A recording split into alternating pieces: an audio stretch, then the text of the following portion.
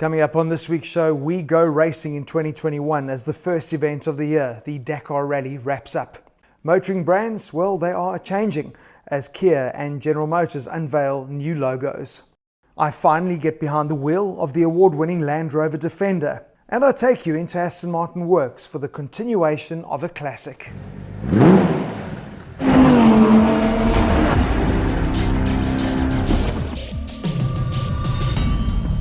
This is it. Welcome to the final episode of our first season of Motor Driven. I can't believe how it's whipped by. But we've got some cracker content lined up for you. Obviously reviewing the monster that is the Defender. But before we do get into that, let's catch up with the latest motoring news from around the world. We've seen a mild refresh of a few brand logos in recent times. Think Volkswagen, BMW and Nissan with their flattened logos. Well, Kia and General Motors have gone with a complete redesign. Their new logo signifying a shift in their vision for future mobility.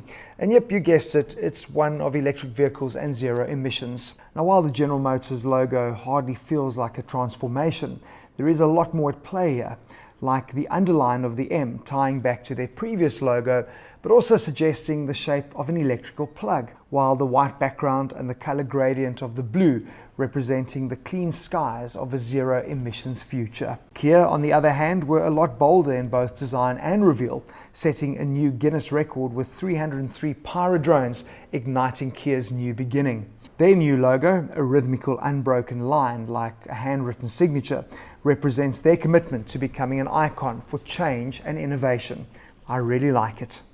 Regarded as the toughest motorsport event in the world, Dakar 2021 got the motorsport year off to a really cracking start. The event copped some criticism for being too tough this year, so it was no surprise then that it was experience that came out on top, as Mr. Dakar, Stefan Peter Hansel, extended his own record by clocking up his 14th win, his 8th in the car division in his X-Raid Mini. Stefan and navigator Jean-Paul Cottret only won one stage, proving just how important consistency is in this epic race. Toyota Gazoo Racing's Nasser Al-Attiyah and Matthew Baumel finished second overall, winning the four-wheel drive category yet again. And it was last year's Dakar winner Carlos Sainz and Lucas Cruz that rounded out the top three in their Mini. From a local driving perspective, Janelle de Villiers and Alex Haro finished in 8th.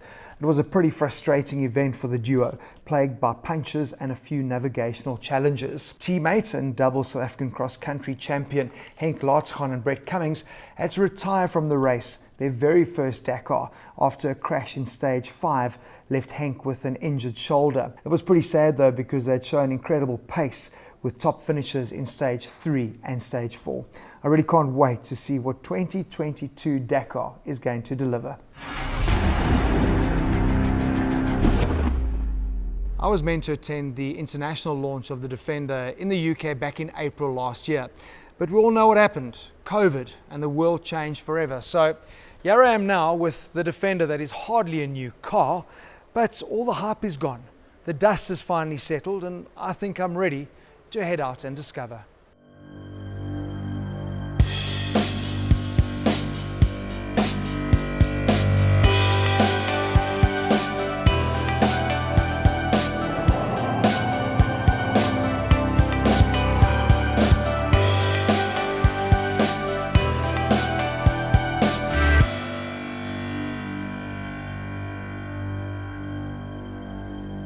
I don't think there was a car launched last year that was as eagerly anticipated than the all-new Defender.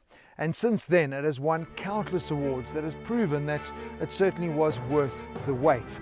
But we said goodbye to Defender in 2016. And in the 4 years since then, they've brought this all-new model out, sharing zero technologies or components with that previous generation. I find myself wondering, is there any of that original Defender spirit left? Or is it all just in the name?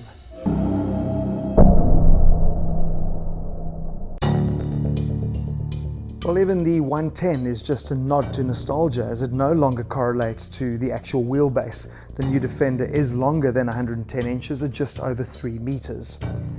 But it is one bloody hot looking box, chiseled, modernized, standout detailing thanks to the blacked out spec on our test unit. Some of it, of course, is purely cosmetic, like the faux bonnet tread plate.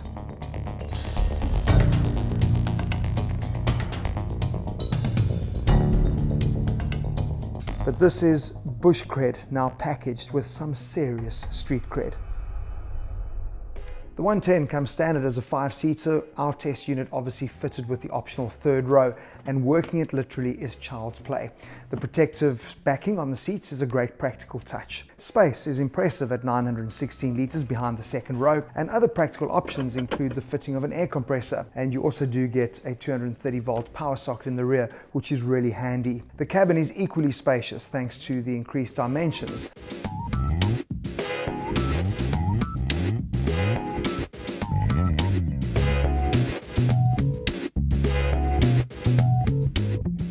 But where the old Defender was all about hardware, this new version is like Silicon Valley. Incredible tech that definitely is going to enhance the capabilities and also modernize the experience for the user. But with electronics and gadgets, there's a lot more that can go wrong. Just saying. So the grip handle is gone, but that's not a bad thing because they did have a habit of pulling out. But have a look at this, they've now integrated it into the dash. This dash layout and design I absolutely love. It looks incredible. The previous generation Defender owners will tell you what they loved was the simplicity of the layout and the practicality. Now there is nothing simple about this, but if you do look past the screens and the switches, you're going to see that there's been a lot of thought that's been put into how this whole interface and dash is laid out. There's a lot of practicality involved here. What I love, all the storage space are rubberized. Literally wherever you look, a rubberized space that you can go and store your stuff. It is clever. I love that a lot. And I know I'm saying love a lot. What I really do love, the fabric that they've used. Not only does it feel good and look good on the seats, on the dash, even here on the steering wheel, but I think it's going to be super durable as well, which is fantastic. And then of course, the rubber mats. That is Defender.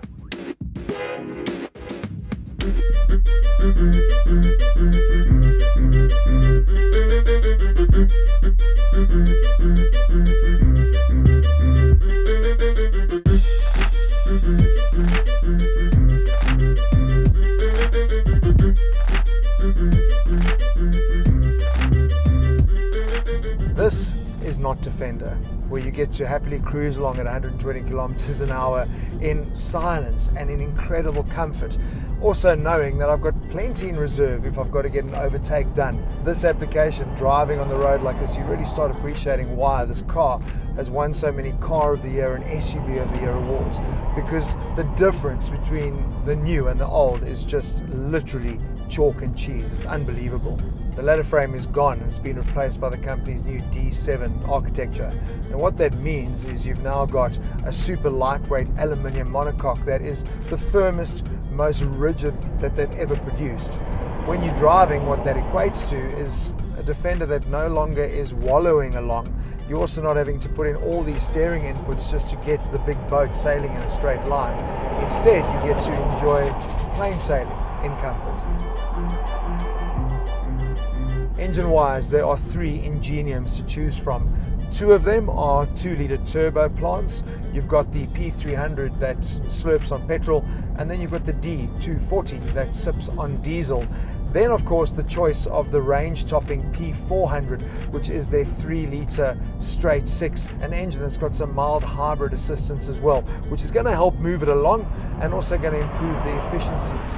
Not so sure about improving efficiency though, because when you are sitting with just under 300 kilowatts and 550 Newton meters, it's quite easy to get 2.2 tons, that is the Defender, shifting along, but that is pretty thirsty business. For me, I think appreciating the application where the Defender is best going to be used, it's got to be the D240 all day long.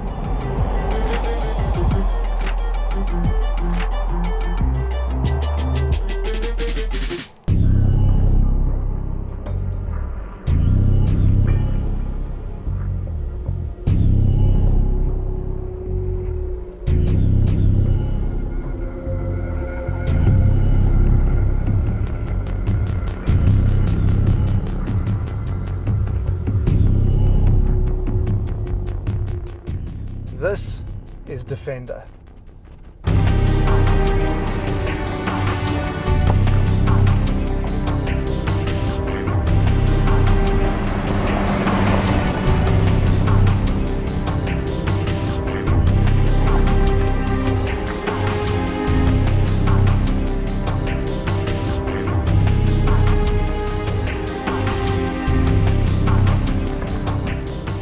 extremely capable. Nothing's changed in that department. Now it's just loaded full of the latest technology. So everything that you need is on the fly. Standard across the entire Defender lineup is terrain response as well as the air suspension. But in our unit, we've actually got the configurable terrain response too. That really is for the guy that thinks he is cleverer than the engineers and decides how he wants to set it up. But that was a hell of a tricky little muddy section that we had to climb and transverse through, and I've just left it in auto. So it's figured out what it needs to do, but everything is done on the fly now. So I push of the button, I can choose predetermined settings, whether it's mud and ruts or grass, gravel and snow, you name it, it's all there. I think it's opening up a wider scope of discovery for Defender owners now, because it really takes the guesswork out of it. What's also incredible, all the technology, the cameras. I mean, I've been using it flat out. In tricky conditions like this, where I'm crossing over branches and twigs, I can see exactly what the wheels are doing, or I can use that great clear sight ground view technology of theirs. These are all things that are not just gimmicks. Obviously the big concern for me is that Defender, especially the one we're in, has gone really uptown. We've got these beautiful 19-inch black chrome alloys. Not so great when you're bundu bashing or dragging through twigs and branches and rocks like this. That is what you need to consider. I think the guy that wants to be the serious adventurer in his Defender is going to go the base model. He's going to go with the steel wheels. But for the guy that really is wanting to look cool and have some serious credibility around the concrete jungle, this is the kind of spec that he's going to want.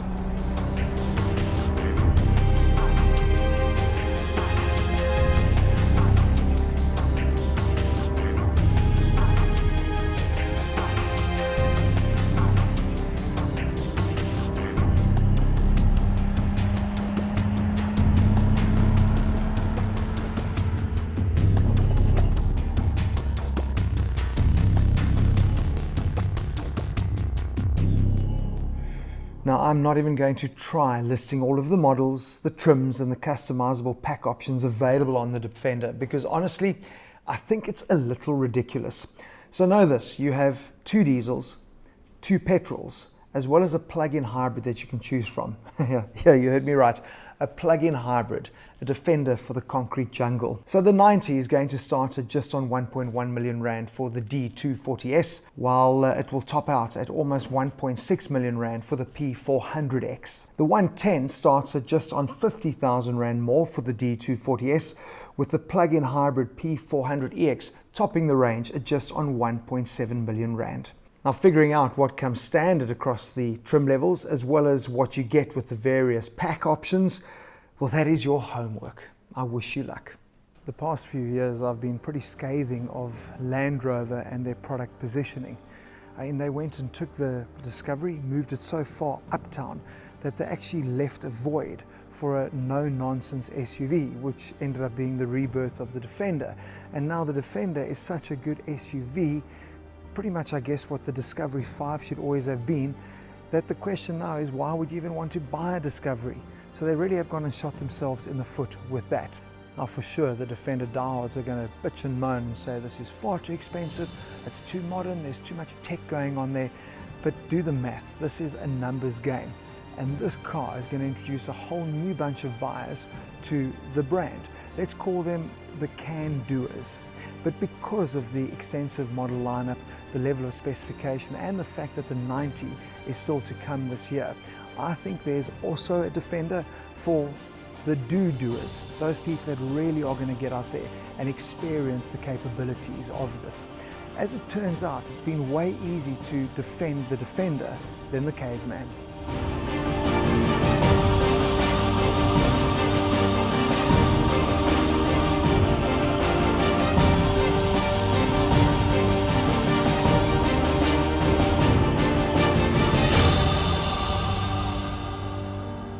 It was never going to disappoint, was it?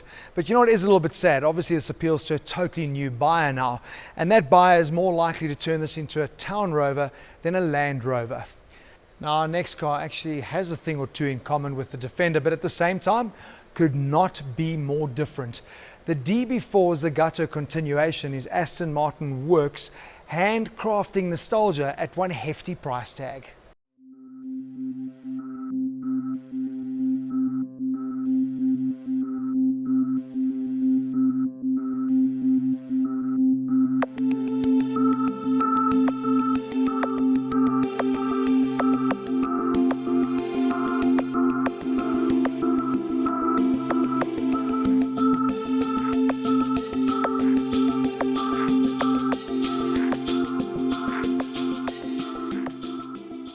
walk into any Aston Martin dealership around the world and it's pretty much going to look like this, showcasing the brand's latest and greatest.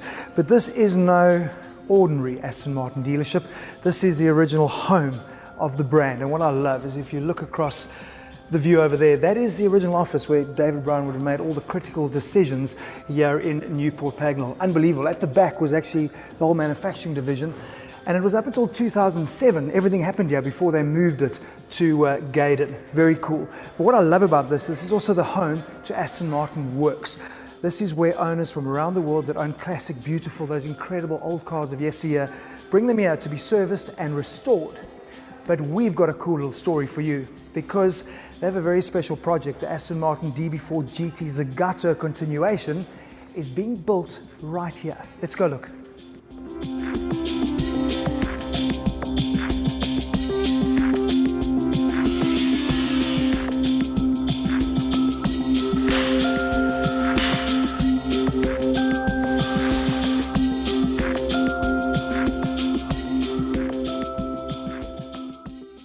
I can guarantee you this is something you'll never ever see again in your lifetime. If I do a quick count, there are probably about 5.5 DB4 GT Zagatos being handmade, crafted, all done right here. You know what is insane? If you look at the build time of a car, let's take the VW Polo that we make back home, 25 hours start to finish. Gaydon with the brand new DBS, you're looking at 250 hours to produce the car. They're talking 250 hours just to produce the rear end of this. This is like attention to detail, sheets of metal being hammered out, being worked on by craftsmen. It really is quite incredible. Now, when the car was launched, there were only 19 made. And of course, being Aston Martin, they do stick to their heritage and retaining things. There will only be 19 of these made. And when you buy them, well, you get a very special set, don't you? You get the new DBS Zagato.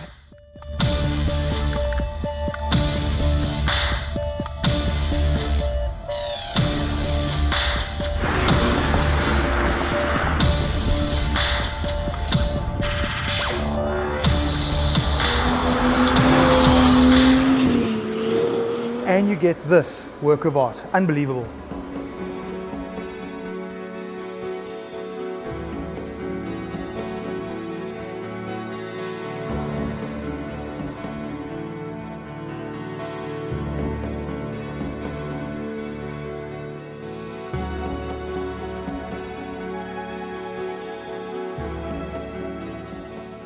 Really nice. Two at a very special price.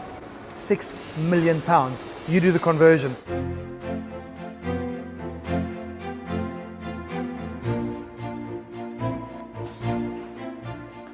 I know what you're thinking. My hand luggage, pretty bespoke, would be cool.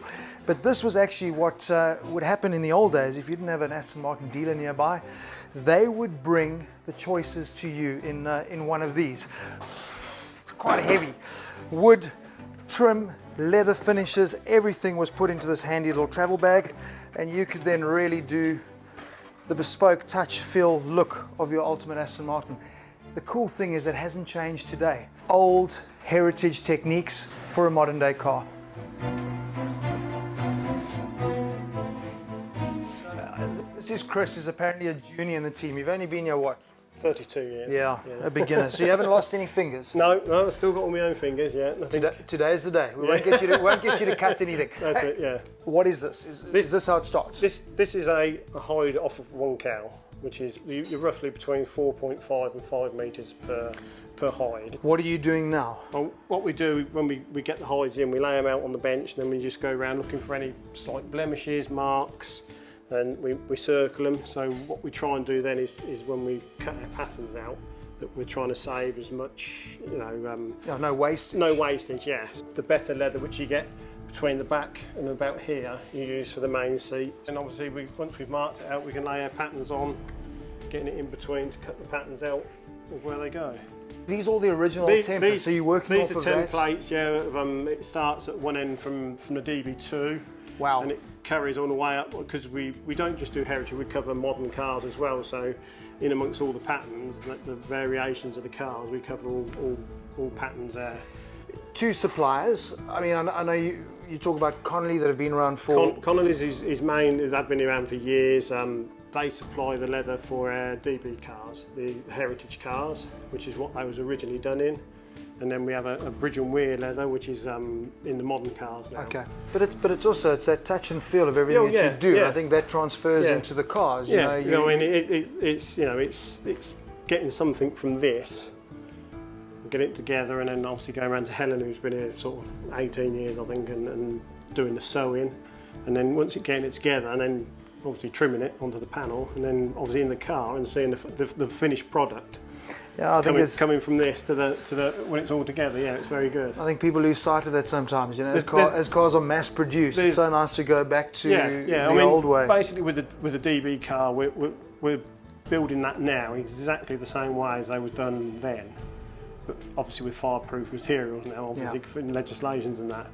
But the seating, the flutes are stuffed in the seats all by hand, and the thought process, the feeling's the same, just with modern touches and improvements. I suppose. Improvements. Yeah. You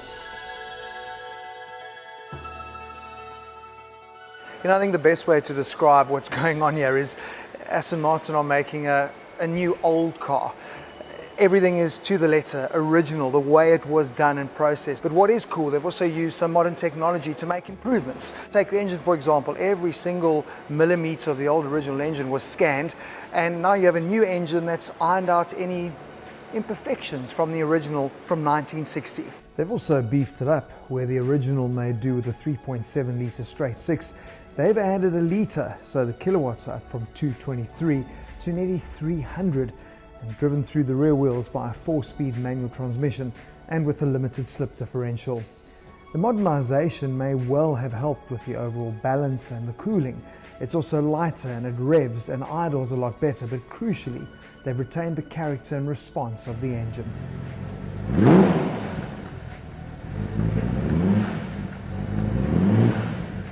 I know cars are meant to move us, and I don't mean from A to B. A car like this, a project like this, I think moves you in quite an emotional way. And it's awesome that a brand like Aston Martin, obviously pushing amazing new technologies and great new product that's coming out. But the reason why people want to buy the new cars is because of the heritage that has been engineered over so many years. And to see a project like this finished and in the flesh, I wish I had £6 million.